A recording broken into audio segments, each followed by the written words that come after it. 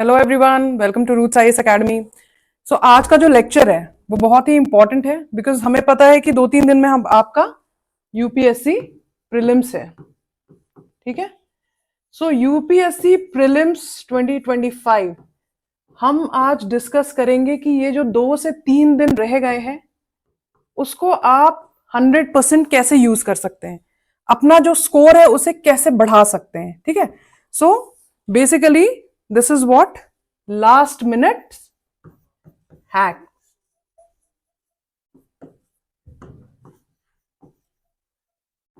Last minute आपके hacks, आप क्या क्या करेंगे हम इसके बारे में डिस्कस करेंगे। तो देखिए सबसे इंपॉर्टेंट चीज क्या है, फर्स्ट एंड फॉरमोस्ट। ठीक है, अभी आपने काफी कुछ टॉपिक्स पढ़ लिए होंगे। ठीक है, सो सबसे इंपॉर्टेंट है जो आपने टॉपिक्स पढ़ा है, आपको कोई भी चीज नई नहीं पढ़नी है। ठीक है, कुछ भी चीज नई आपको नहीं पढ़नी है, जो आपने पढ़ा हुआ है उसी को रिवाइज एंड री रिवाइज करना है। ठीक है, आई नो अभी आप लोग बहुत ही ज्यादा स्ट्रेस एंड एंजाइटी से गुजर रहे होंगे। ये बेसिक नेचर है, यू नो आपको लगता है कि आपको कुछ नहीं आता। ओ शिट यार, मुझे तो कुछ याद ही नहीं आ रहा है, मैं रिवाइज में ये रिवाइज कर लूं, मैं वो रिवाइज कर लूं, पता नहीं मुझे एग्जाम हॉल में याद आएगा या नहीं आएगा। उस तरह का टेंशन आपको नहीं लेना है। क्यों? क्योंकि देखो आपका मेन एम क्या है, अभी आपका गोल क्या है? आपका गोल है प्रिलिमिनरी एग्जामिनेशन को क्लियर करना है आपको।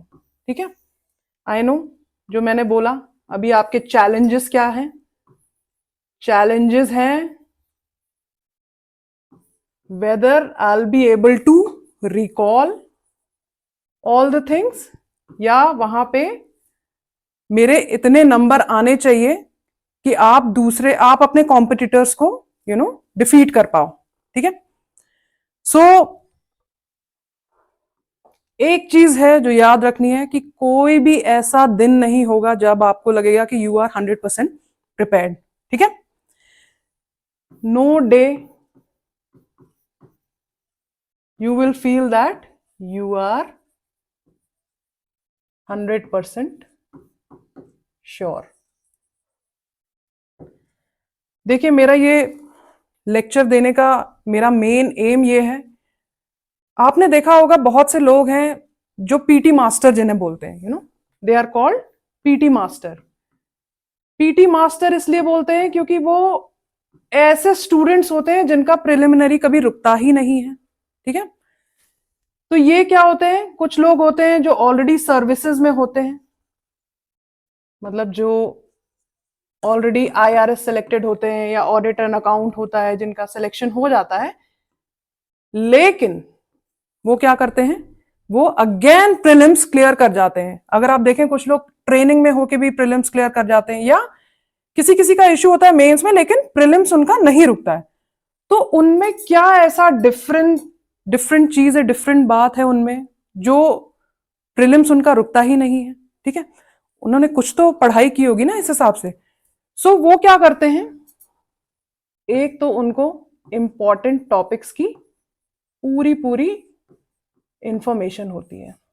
ठीक है, कौन से इंपॉर्टेंट टॉपिक्स हैं, कौन से हमें पढ़ना है। देखो इस एग्जाम में स्मार्ट वर्क बहुत जरूरी है। आपको जैसे मैं बोल दूं फॉर एग्जाम्पल पॉलिटी, पॉलिटी में वो जो स्टूडेंट्स होंगे वो लक्ष्मीकांत शुरू से लेके एंड तक नहीं पढ़ेंगे। वो क्या रिवाइज करेंगे, वो सिर्फ इंपॉर्टेंट टॉपिक्स ही रिवाइज करेंगे। Same is the case with history. History हो गई स्पेक्ट्रम। स्पेक्ट्रम एक बहुत ही जनरल सा, एवरीवन रेफर्स टू स्पेक्ट्रम। तो ऐसा नहीं है कि वो स्पेक्ट्रम पूरी बुक शुरू से लेके अंत तक पूरा पढ़ेंगे। वो स्मार्ट स्टडी करेंगे, वो देखेंगे कौन से इंपॉर्टेंट टॉपिक्स हैं और किस किस में यूपीएससी आपको कंफ्यूज करता है। सो वो इसी टॉपिक्स को रिवाइज एंड री रिवाइज करेंगे। सो इस वीडियो में हम क्या बात करेंगे, हम उन इंपॉर्टेंट टॉपिक्स को देखेंगे कि कौन से इंपॉर्टेंट टॉपिक्स हैं और हाँ आपको अप्रोच कैसे करना है वो। ठीक है, अब सबसे इंपॉर्टेंट जो क्वेश्चन है, जो मोस्ट इंपॉर्टेंट क्वेश्चन जो कि निकल के आता है, क्या है आपका मोस्ट इंपॉर्टेंट क्वेश्चन है कि हमें क्या रिवाइज करना चाहिए, ठीक है, वॉट वी मस्ट रिवाइज।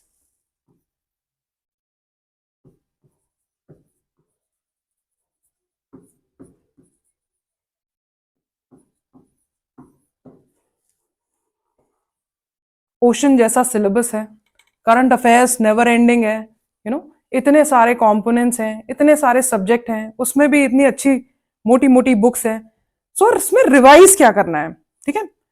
और मैं इस वीडियो में आपको यही बताऊंगी कि आपको क्या क्या रिवाइज करना चाहिए first and foremost.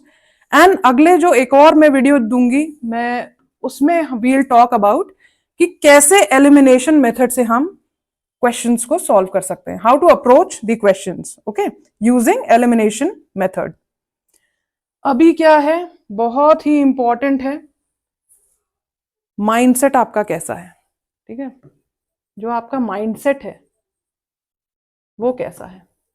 So mindset आपको पॉजिटिव अप्रोच अभी रखना बहुत जरूरी है, क्योंकि जो डर गया समझो मर गया। पॉजिटिव अप्रोच मतलब, अरे क्यों नहीं होगा, पहले से ही पॉजिटिव सोचो, मेरा पेपर अच्छा होना है, अच्छा होके ही रहेगा, ठीक है। सो पॉजिटिव अप्रोच, आप जाओ एग्जामिनेशन हॉल में एकदम पॉजिटिव होके जाओ, अच्छे से सबसे पहले तो इंस्ट्रक्शंस अच्छे से पढ़ना। कभी कभी ये भी बच्चों से गलती हो जाती है, इंस्ट्रक्शन नहीं पढ़ते, कुछ कुछ ऐसे भी होते हैं जिन्हें पता नहीं होता है नेगेटिव मार्किंग है या नहीं है। सो बिल्कुल पॉजिटिव अप्रोच से जाओ। आप ये स्ट्रेस मत लेना कि मेरा थर्ड अटेम्प्ट है या लास्ट अटेम्प्ट है, आपको वहां पे बेस्ट देना है, ठीक है। All you need to give your 100%, okay. अब हम देखते हैं क्या क्या ऐसे इंपॉर्टेंट टॉपिक्स हैं। देखो, अब मैं जो टॉपिक्स बताने वाली हूं, मैं एक्सपेक्ट कर रही हूं कि कम से कम 70 to 75% क्वेश्चंस जो है ना, वो इन्हीं टॉपिक से आपके आ जाएंगे, क्योंकि ये वैसे टॉपिक्स हैं जिसपे काफी ज्यादा स्टडी की गई है, काफी ज्यादा काम किया गया है, और फिर ये हमने देखा है कि इन टॉपिक से क्वेश्चंस बार बार रिपीट हो रहे हैं, और यूपीएससी इन्हीं के साथ, UPSC is playing with words, ठीक है। सो सबसे पहले without wasting any time, let's start with polity. Polity में ऐसे कौन कौन से टॉपिक्स हैं जो आपको बिल्कुल नहीं छोड़ने हैं, ठीक है। सो सबसे पहले आपका आ गया लेजिस्लेचर, बहुत ही इंपॉर्टेंट टॉपिक है लेजिस्लेचर। इसमें आ गया आपका, सबसे पहले तो आ गया पार्लियामेंट, दूसरा आपका आ गया स्टेट लेजिस्लेचर। अब देखो, पार्लियामेंट में भी आपको ये देखना होगा कि करंट अफेयर्स में क्या क्या चीजें हैं, जैसे स्पीकर, ठीक है, स्पीकर है, लोकसभा, राज्यसभा, इनके मेंबर्स के कैसे, हाउ दे आर इलेक्टेड, ठीक है, स्पीकर, प्रोटेम स्पीकर, जो भी न्यूज में है, आप इन टॉपिक्स को ही लेके जो करंट अफेयर्स है उसको साइमल्टेनियसली करते जाओगे, ठीक है। फिर आपका आ गया स्टेट लेजिस्लेचर, बहुत ही इंपॉर्टेंट है। फिर तीसरा जो दूसरा इंपॉर्टेंट टॉपिक है वो आपका आ गया fundamental rights plus directive principle of state policies plus fundamental duties, ठीक है। ये यूपीएससी का बहुत ही फेवरेट टॉपिक है। अगर आप इसको देखोगे ना, तो आप देखोगे कि क्या होता है कि जो यूपीएससी है वो घुमा फिरा के इन्हीं में से आपको कंफ्यूज कर देगा। इसमें बोल देगा कौन सा गांधीयन प्रिंसिपल नहीं है, ठीक है, और फंडामेंटल ड्यूटी एंड डीपीएसपी इसमें ही कंफ्यूज कर देगा, which one of them is not a fundamental duty, ठीक है। सो ये चीजें आपको, ये तीनों बाय हार्ट अच्छे से पता होने चाहिए, इनकी पूरी अंडरस्टैंडिंग रट लो, जो करना है कर लो, इन सब में आपको कंफ्यूज नहीं होना है, ठीक है। Then comes third is your constitution.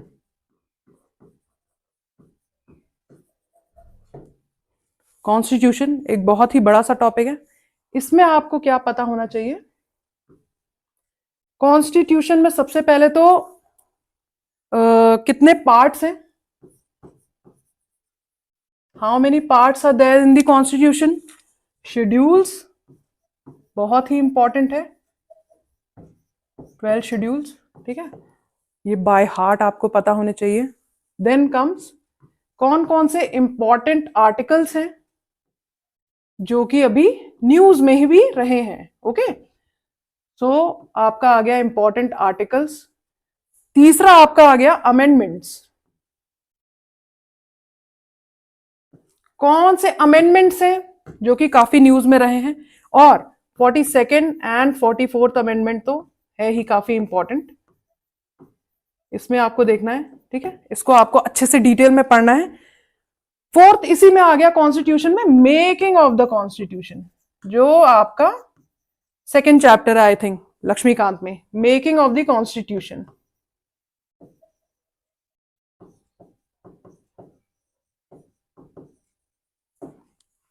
ठीक है, फिर आपका आ गया प्रीएम्बल। अच्छा, अब एक ट्रेंड देखने को मिला है कि यूपीएससी सिर्फ फैक्चुअल क्वेश्चन नहीं पूछता है, UPSC is also asking analytical understanding based question. तो इन सब की आपको अंडरस्टैंडिंग भी होनी चाहिए, प्रीएम्बल है क्या, ठीक है। सो इस हिसाब से कॉन्स्टिट्यूशन में यही हो गया आपका। थर्ड जो इंपॉर्टेंट टॉपिक है दैट इज एग्जीक्यूटिव।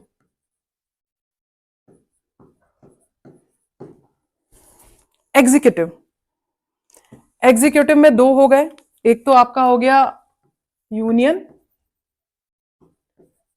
एग्जीक्यूटिव में आपका आ गया प्रेसिडेंट, प्राइम मिनिस्टर, ठीक है। दूसरा आ गया आपका स्टेट एग्जीक्यूटिव, इसमें आ गया आपका चीफ मिनिस्टर, फिर काउंसिल ऑफ मिनिस्टर्स, ठीक है, गवर्नर, वेरी इंपॉर्टेंट, काफी न्यूज में रहा है। सो आपको ये पढ़ना है, ठीक है। फिर आपका आ गया fourth very important topic is, fourth important है आपका system of government. System of government, ठीक है। सिस्टम ऑफ गवर्नमेंट आपकी कैसी है, पार्लियामेंट वर्सेस प्रेसिडेंशियल, ठीक है। आप इसमें देखोगे पार्लियामेंट्री फॉर्म ऑफ गवर्नमेंट कैसी होती है versus presidential form of government कैसी होती है, ठीक है।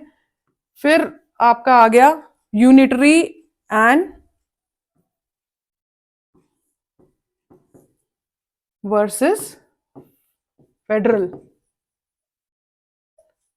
इसमें डिफरेंस आपको पता होना चाहिए, ठीक है। तीसरा इसी में आ गया सेंटर स्टेट रिलेशन।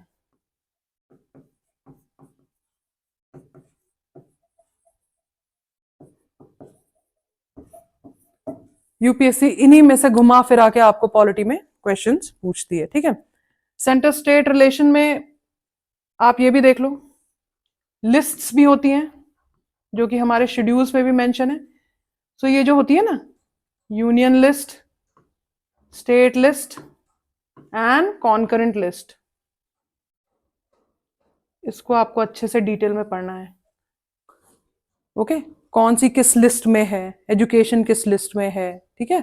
सो इस तरह की चीजें you should have clear understanding of these things. आपका ये हो गया पॉलिटी का।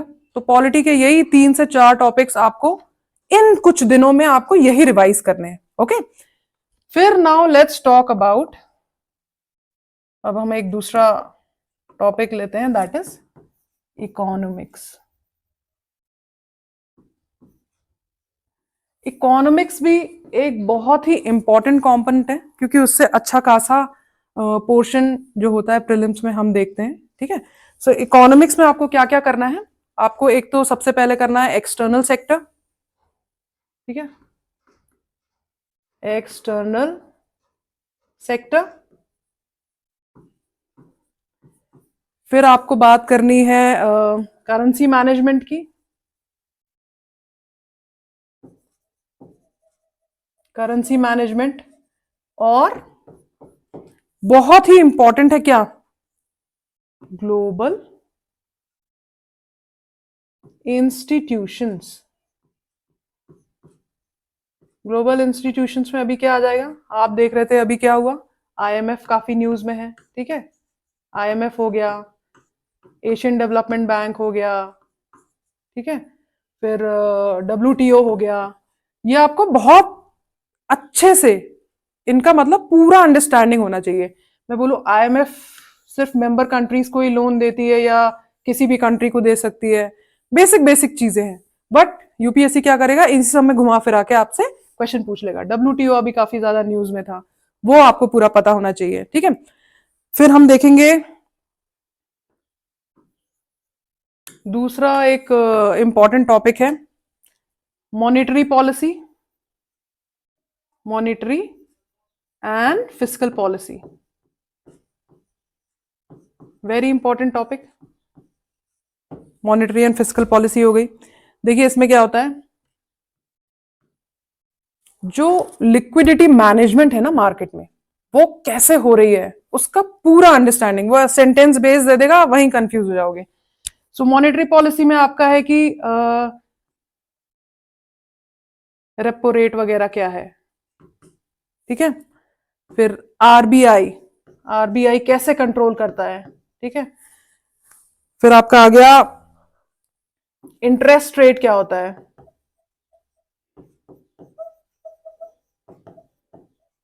ठीक है, बजट,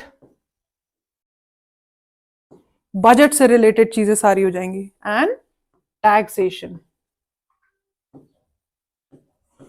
बहुत ही इंपॉर्टेंट टॉपिक्स हैं आपके, ओके। फिर हम देखते हैं तीसरा इंपॉर्टेंट टॉपिक जो है इकोनॉमिक्स में, वो आपका है sectors of economy.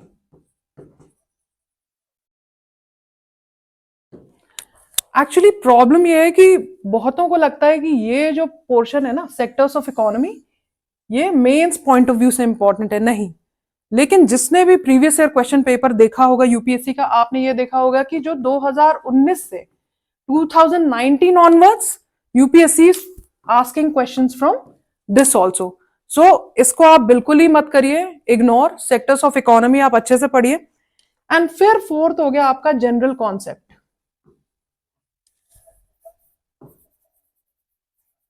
General concept में आ गया जैसे जीडीपी क्या है, जीएनपी क्या है, यू नो इन दोनों में क्या डिफरेंस है जीडीपी एंड जीएनपी में, ठीक है। नेशनल इनकम क्या है,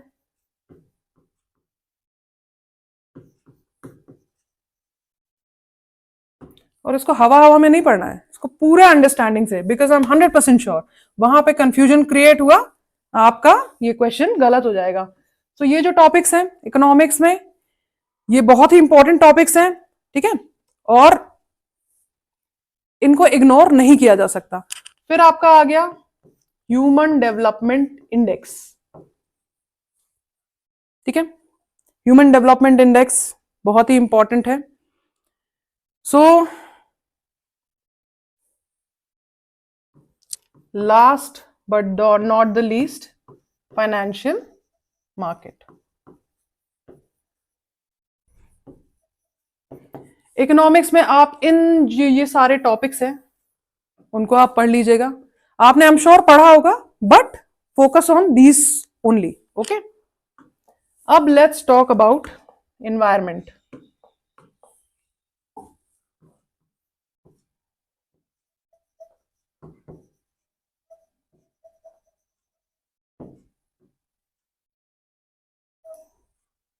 एनवायरमेंट एंड ज्योग्राफी, अगर ये दो पोर्शन, ये दो कंपोनेंट आप सबके स्ट्रांग हैं तो प्रीलिम्स रुकना मुश्किल है, बट स्ट्रांग होने चाहिए इनमें से क्वेश्चन, मतलब आप गलत आंसर मार्क नहीं करने चाहिए। सो एनवायरमेंट में क्या क्या हम देख सकते हैं,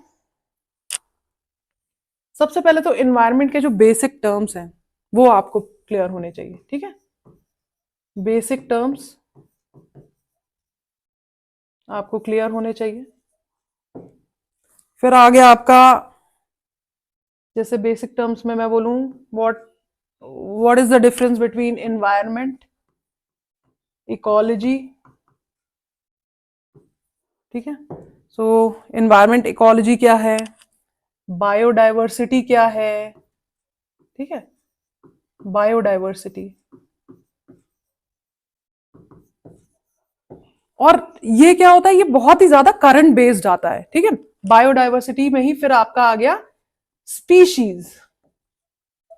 आपको क्या करना है, आपने पढ़ा ही होगा, जो भी स्पीशीज न्यूज में है आपको उसको अच्छे से रिवाइज करना है। मैप में देखना है कि कौन कौन सी स्पीशीज, ये कौन से नेशनल पार्क में ज्यादा इंपॉर्टेंट है, या कौन सी वाइल्ड लाइफ सेंचुरी में पाई जा रही है, या कौन सी नई स्पीशी पाई गई है कहीं पे। सो ये स्पीशीज ये बहुत इंपॉर्टेंट है, और ये क्या करना है आपको, करंट से इसको मैच करके चलते चलना है, ठीक है। फिर इसी में हो गया, एक तो हो गया आपका बेसिक टर्मिनोलॉजीज, फिर हो गया आपका एनवायरमेंट इकोलॉजी, फिर नेशनल पार्क्स क्या होते हैं, कौन कौन से नेशनल, ऐसा आ जाएगा मैच दी फॉलोइंग, फिर उसमें इस तरह के आ जाएंगे, ओनली 1 करेक्ट, 2 करेक्ट, 3 करेक्ट, या और all 4 correct correct. National park में ये क्या करेंगे, नेशनल पार्क दे देंगे, स्टेट का कोई नाम दे देंगे, आपको मैच करना है नेशनल पार्क क्या होता है, ठीक है। वाइल्ड लाइफ सेंचुरी क्या होती है, ठीक है, नेशनल पार्क हो गया, वाइल्ड लाइफ सेंचुरी। फिर रामसर वेटलैंड,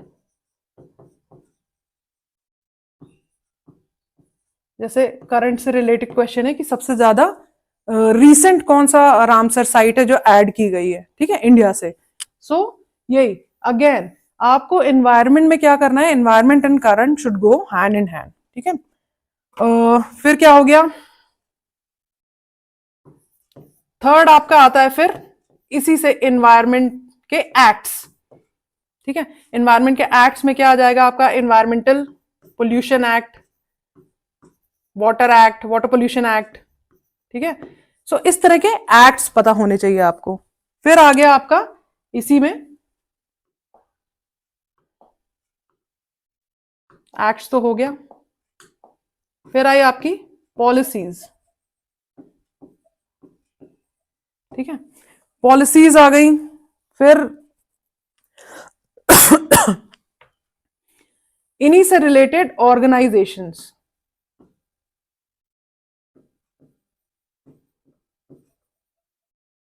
ठीक है। सो इंपॉर्टेंट हमने क्या देखा, एक तो बेसिक टर्मिनोलॉजीज आपके, एनवायरमेंट इकोलॉजी, बायोडाइवर्सिटी, स्पीशीज कौन कौन सी हैं, नेशनल पार्क कौन से हैं, wild life sanctuaries, Ramsar wetland site कौन सी हैं। फिर आपका आ गया एक्ट्स, ठीक है, environment pollution act, water pollution act, इसी में हो गया ऑर्गेनाइजेशन वगैरह, ठीक है। फिर फोर्थ इंपॉर्टेंट क्या है, आप देखोगे कि पोल्यूशन से भी क्वेश्चंस बहुत आ रहे हैं, ठीक है, pollution and climate change, another very important topic, pollution and climate change.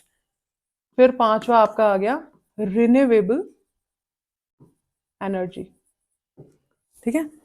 Renewable energy ये क्या है, ये करंट बेस्ड आ रहा है, रिन्यूएबल एनर्जी आपका आ रहा है current based, current affairs based question, ठीक है। ये हो गया इंपॉर्टेंट। अब जो हमारा नेक्स्ट कंपोनेंट है, let's talk about science and tech. Science and tech बहुत ही इंपॉर्टेंट होता जा रहा है, पहले इतने क्वेश्चंस नहीं आते थे, लेकिन अब आप अगर आप देखोगे, जो ट्रेंड आप देखोगे, ये क्या है, साइंस एंड टेक के क्वेश्चंस भी बढ़ते जा रहे हैं। और मुझे लगता है जिस हिसाब से अभी वॉर लाइक कंडीशन हुई, तो क्वेश्चंस कुछ ऐड भी हो सकते हैं, if I am not mistaken. So ये वाला पोर्शन आप बहुत ही अच्छे से करो साइंस टेक का। सबसे पहले साइंस का क्या है, बेसिक, ठीक है, बेसिक बायोलॉजी जो है तो होती है, ठीक है, बेसिक बायोलॉजी आपकी जो साइंस में आती है। इनका एक और बहुत इंपॉर्टेंट क्या है, फिर बोलते हैं कि डिजीजेस, अगर अभी कोई सी भी डिजीज करंट अफेयर्स में चल रही है, कौन सी वायरल डिजीज है, कौन से प्रोटोजोआ की, कौन सी बैक्टीरियल है, पूरा अंडरस्टैंडिंग होनी चाहिए, ठीक है। एंड फिर इसी में आप जोड़ लो बायोटेक, ओके। फिर एक तो ये हो गया आपका बेसिक, दूसरा हो गया डिजीज, तीसरा जो अभी ट्रेंड चल रहे हैं किसके, जो रीसेंट ट्रेंड है, रीसेंट ट्रेंड में हम क्या बात करेंगे, आर्टिफिशियल इंटेलिजेंस। ठीक है, आर्टिफिशियल इंटेलिजेंस जो भी करंट अफेयर्स में है आपको पूरा करना है, आर्टिफिशियल इंटेलिजेंस प्लस रोबोटिक्स, बहुत जरूरी है आर्टिफिशियल इंटेलिजेंस रोबोटिक्स। फिर आपका चौथा जो आ गया security and defence.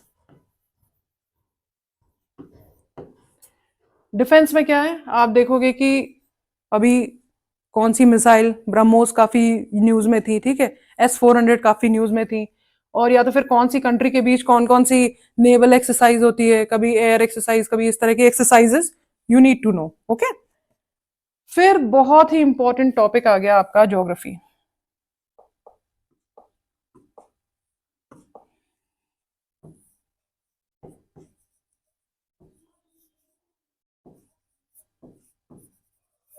So geography में क्या है,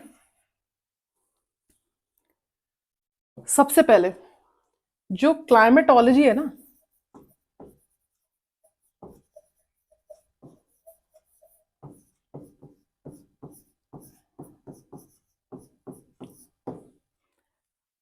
एनसीईआरटी में जो भी क्लाइमेटोलॉजी के चैप्टर्स हैं, with proper understanding you should be able to answer those questions properly. वो साइक्लोन का कुछ पूछ लेंगे, ठीक है, क्लाइमेटोलॉजी में काफी सारे टॉपिक्स हैं, तो एनसीईआरटी में जो भी ओवरलैपिंग है क्लाइमेटोलॉजी के, जो भी चैप्टर्स हैं, उनको पढ़ के अच्छे से समझ लो, और फिर प्रीवियस ईयर क्वेश्चंस देखो कि आप गलत तो नहीं कर रहे हो, समझ तो आ रहा है या नहीं, ठीक है, बहुत ही इंपॉर्टेंट है। दूसरा आपका आ गया एग्रीकल्चर। एग्रीकल्चर, एग्रीकल्चर में आ गया कौन सी खैरिफ क्रॉप है, ठीक है, कौन सी रैबी क्रॉप है।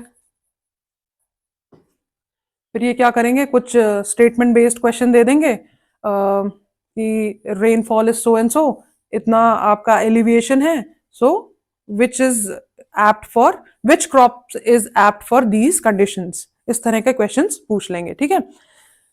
सो एग्रीकल्चर जो मैंने देखा that is also current based, current affairs में जो भी क्रॉप्स न्यूज में है या इस तरह से है, वो आप पूरा अच्छे से पढ़िए।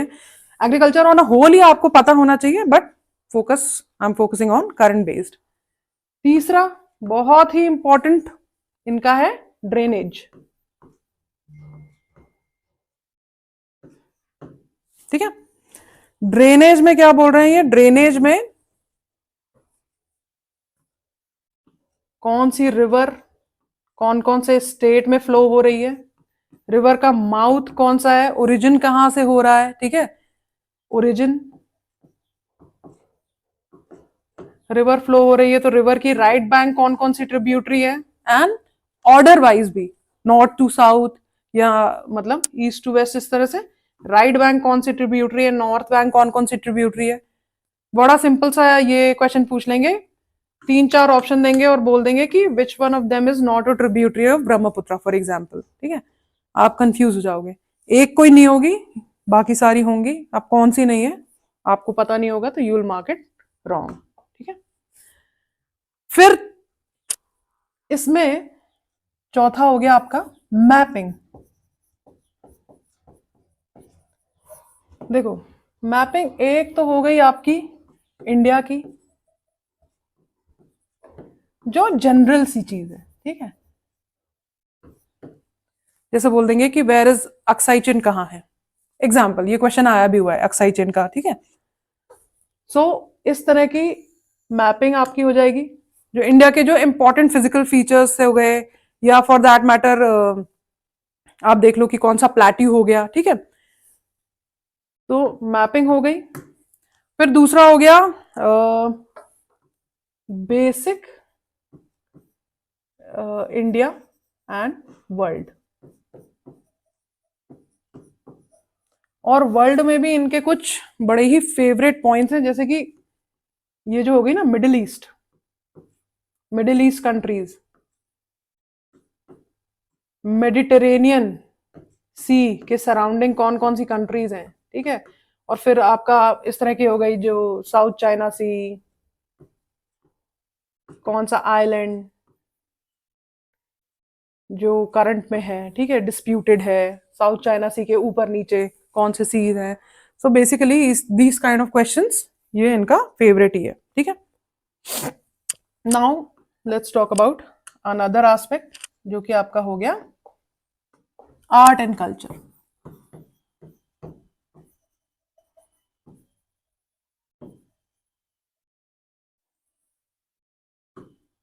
ठीक है, आर्ट एंड कल्चर में हमने एक ट्रेंड जो देखा 2014 से पहले आर्ट एंड कल्चर का कोई नामो निशान ही नहीं था, लेकिन 2014 में जैसे ही 14 to 15 questions art and culture के आए, फिर लोगों ने क्या किया, आर्ट एंड कल्चर को सीरियसली लेना शुरू किया, अदरवाइज पहले कोई पढ़ता ही नहीं था, ठीक है। सो आर्ट एंड कल्चर में क्या हो गया, बहुत इंपॉर्टेंट एक फर्स्ट एंड फॉरमोस्ट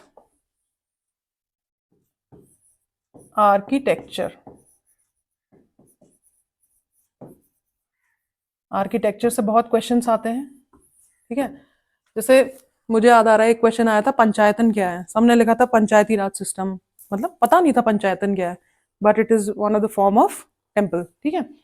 नगारा स्टाइल, द्रविड़ स्टाइल, आर्किटेक्चर से इस तरह के क्वेश्चंस आ सकते हैं। फिर दूसरा हो गया आपका इंपॉर्टेंट प्लेसेस, कौन कौन सी इंपॉर्टेंट प्लेसेस हैं, ठीक है, कौन कौन सी हेरिटेज साइट्स हैं,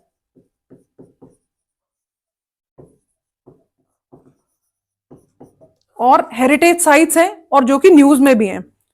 तीसरा आ गया इंपॉर्टेंट लिटरेचर, लिटरेचर अगेन, ठीक है, वेरी इंपॉर्टेंट। और चौथा आ गया फिलोसोफर्स, फिलोसोफर्स कौन कौन से हैं, और सेंट्स, ये आप अच्छे से कर लेना आर्ट एंड कल्चर में, ठीक है। अब एक बहुत ही इंपॉर्टेंट कंपोनेंट है जो कि 3 पार्ट में डिवाइडेड है, हिस्ट्री।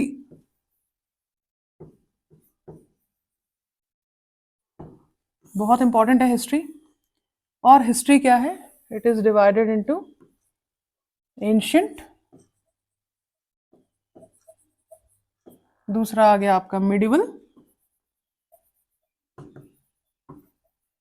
तीसरा आपका आ गया मॉडर्न।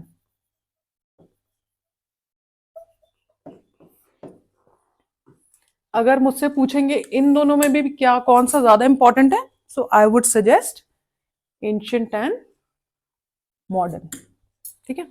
मिडिवल है, लेकिन मिडिवल के कुछ ऐसे क्वेश्चंस आते हैं कि पढ़ के भी आंसर ठीक नहीं निकलता है, you know, so you need to focus on ancient and modern. अब एंशिएंट में क्या है, एंशिएंट में शुरू करें तो इनका फेवरेट टॉपिक है Indus Valley civilisation. Indus Valley civilisation बहुत इंपॉर्टेंट है, कुछ ना कुछ एक आध सवाल जरूर आता है। दूसरा क्या है, यूपीएससी का पता नहीं क्यों फेवरेट है, लेकिन है जैनिज्म एंड बुद्धिज्म। ये जो टॉपिक है, इसको जितना ज्यादा आप डीप में पढ़ सको, घोट के पी सको, इसके फैक्ट्स वैक्ट्स जितने भी, मतलब जैनिज्म बुद्धिज्म का एक भी क्वेश्चन आपको गलत नहीं होना चाहिए, ठीक है। फिर आ गया तीसरा टर्मिनोलॉजीज, टर्मिनोलॉजीज से भी आ जाता है, और कुछ इंपॉर्टेंट साइट्स हैं, ठीक है। इंपॉर्टेंट साइट्स कौन कौन सी हैं वो भी आपको पूरी पता होनी चाहिए, कौन सी करंट अफेयर्स में है वो भी आपको पता होनी चाहिए। फिर आपका आ गया किंग्स एंड किंगडम,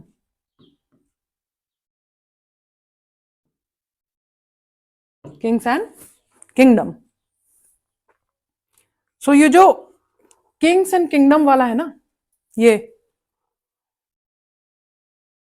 ये सेम जाता है मिडिवल में भी। और मिडिवल में अगर आप क्वेश्चंस देखेंगे तो क्या है, जो विजयनगर एम्पायर है,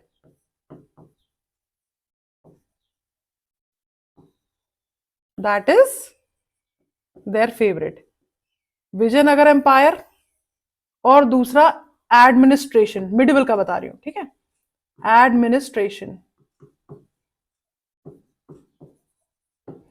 ठीक है।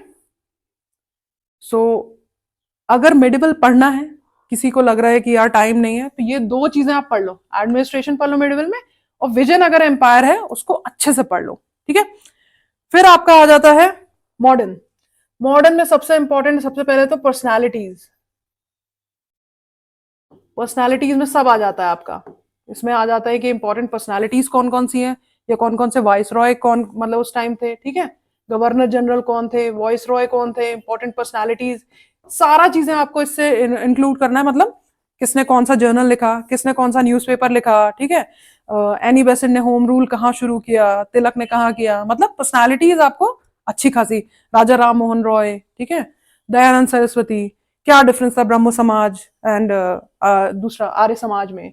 तो ये सारी पर्सनालिटीज से रिलेटेड जितनी भी चीजें हैं उसको अच्छे से कर लो। देखो मॉडर्न का मैं ये बोलूंगी, फिर से स्पेक्ट्रम को पूरा शुरू से लेकर एंड तक नहीं करना है। आप क्या कर सकते हो, स्पेक्ट्रम के पीछे हर एक चैप्टर के बाद में एक समरी दी हुई है, ठीक है, तो उस समरी को क्या कर सकते हो, आप रिवाइज कर सकते हो, और उस समरी में अगर आपको कुछ लग रहा है इंपॉर्टेंट इंफॉर्मेशन ऐड करनी है, तो उसी समरी में आप ऐड कर लो, सो दैट बस मेरे ख्याल से 2 से 3 घंटे में आप पूरा मॉडर्न रिवाइज कर लोगे, अगर आपने समरी मतलब अच्छे से पढ़ी हुई है और आपको सिर्फ समरी पढ़नी है।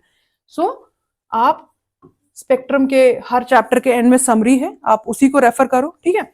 फिर एक बहुत ही इंपॉर्टेंट एक्ट्स,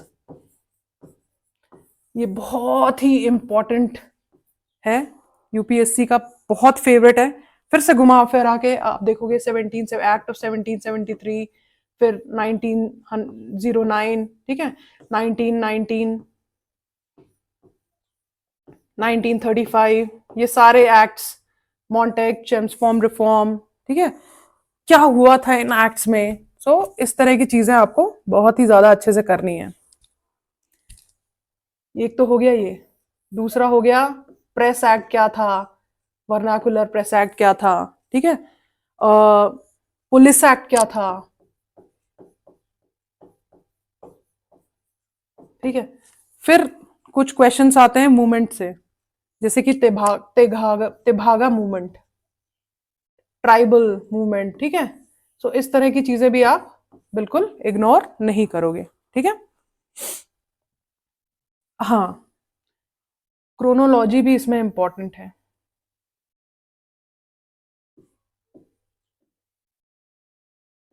कौन सा इवेंट कब हुआ, जैसे हो गया चंपारण हो गया, ठीक है, खेड़ा हो गया, अहमदाबाद में एग्जाम्पल दे रही हूँ। इनमें से सबसे पहले गांधी जी ने कौन सा मूवमेंट लाया था, ठीक है, चंपारण पहले आया था, उसके बाद कौन सा आया, उसके बाद कौन सा आया, जस्ट क्रोनोलॉजी, आपको पूरी क्रोनोलॉजी पता होनी चाहिए, कौन सा इवेंट हुआ, कौन सा इसके बाद होम रूल कब हुआ, ठीक है। सो इस तरह की चीजें बहुत ही जरूरत है। और अब मॉडर्न में ही एक और क्या चीज ऐड होने लगी है, एडवेंट ऑफ यूरोपियंस, ठीक है।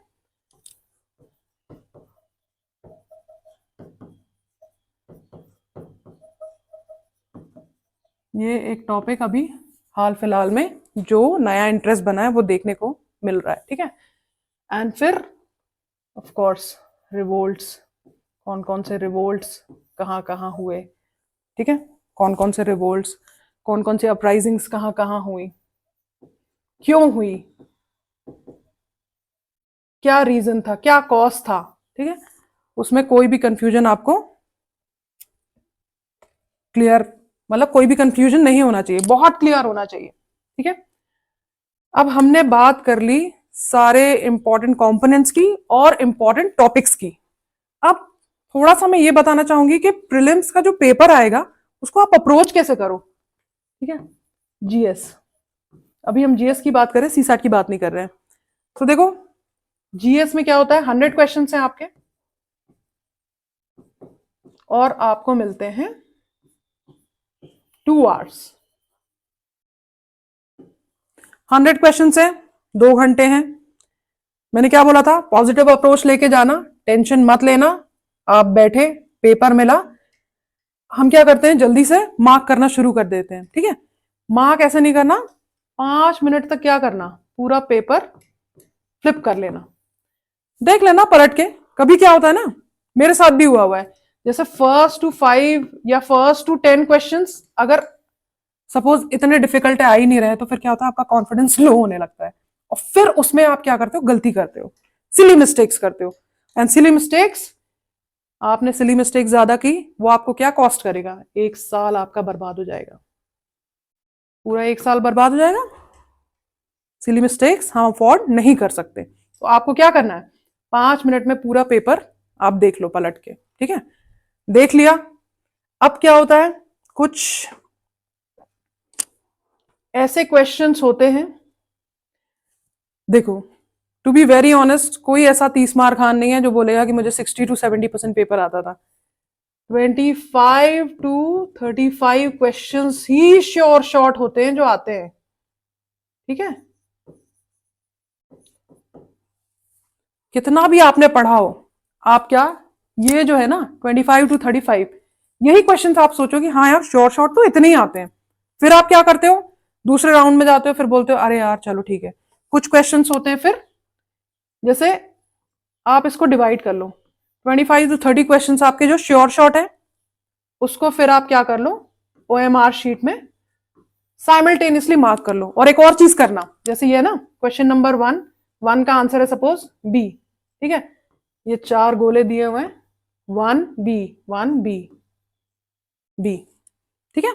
ये नहीं करना 1B, जैसे 2 का आपको पता है C, 3 का पता है D, तो क्या करोगे, अगर मार्क कर दिए ऐसे, ठीक है, ठीक है, 1 का तो आपने मार्क किया, ये सपोज ये आपसे मिस हो गया, आपको लग रहा है 2 का D है, आपने 2 का यहाँ D मार्क कर दिया, फिर 3 का सपोज 4 का यहाँ C है, सपोज आपको लग रहा है 3 का आपने ये ऐसे पढ़ लिया 3 का C है, 3 का C मार्क कर दिया, लाइन से क्या होगा, आपका सारा गलत हो जाएगा। सो साइमल्टेनियसली 1 का B 1 का B, ठीक है, 2 का C 2 का C, 3 का D 3 का D, उसी टाइम करना है, 3 का D 4 का C तो 4 का C, बहुत जरूरी है, क्योंकि ये भी एक बार गलती मैं कर चुकी हूं, और इससे क्या होता है, अगेन 1 साल आपका चला जाता है, ठीक है। अब जो हमने देखा, तो हमने ये देखा कि आपको 25 से 35 क्वेश्चंस होंगे जो श्योर शॉर्ट पता होंगे, आप उनको सबसे पहले OMR में मार्क कर लो, ठीक है। दूसरे राउंड में, फर्स्ट राउंड आप देख लो कि मतलब जो श्योर शॉर्ट पता है आप देख लो, 50 मिनट्स दे दो, ये मेरी स्ट्रैटेजी है, सबकी स्ट्रैटेजी अलग अलग हो सकती है, that is not an issue. दूसरे राउंड में फिर ऐसे रखो जो आपको 50-50 पता है, ठीक है। अगेन आप इसको हाफ एन आवर, आधे घंटे में 50-50 जो पता है उनको मार्क कर लो। कैसे मार्क करोगे, इसमें आप यूज करोगे एलिमिनेशन मेथड, 50-50 में भी एलिमिनेशन। फिर एक हो जाएगा आपका तीसरा ऐसा क्वेश्चन होगा जो आपको 33% मतलब पता होगा, मतलब जो 4 ऑप्शंस हैं आपके, 4 ऑप्शंस में से आप एक आपको पता होगा कि ये तो एलिमिनेट हो रहा है, बाकी 3 में कंफ्यूजन है, उसको भी आप फिर अपना लॉजिकल एलिमिनेशन से सॉल्व करोगे, या जो फिर आपकी जो भी नॉलेज है उससे सॉल्व करोगे। चौथा एक ऐसा क्वेश्चन आएंगे आपको जिनको आपको पल्ले ही नहीं पड़ेगा है क्या, सर के ऊपर से निकल जाएगा, उसमें आप डिसाइड करोगे कि कौन से उतने क्वेश्चंस आप you can leave those question, या थोड़ा बहुत भी एलिमिनेशन हो पा रहा है तो कर लो। और अगर ये क्वेश्चंस की मात्रा ज्यादा है, आपको बहुत सारे क्वेश्चंस में ऐसा कंफ्यूजन हो रहा है, तो मतलब तब भी नहीं, आप कुछ ना कुछ एलिमिनेट करके कैसे भी दिमाग लगा के अटेम्प्ट करोगे, लेकिन इन तीनों का तो यही फंडा है आपका, ठीक है। सो आपसे यही रिक्वेस्ट है, you don't need to, no need to study anything new?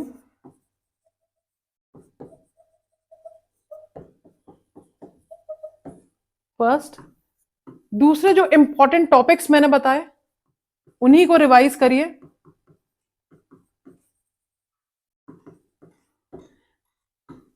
Relaxed रहिए, ठीक है? प्रॉपर नींद करिए, स्लीप वेल।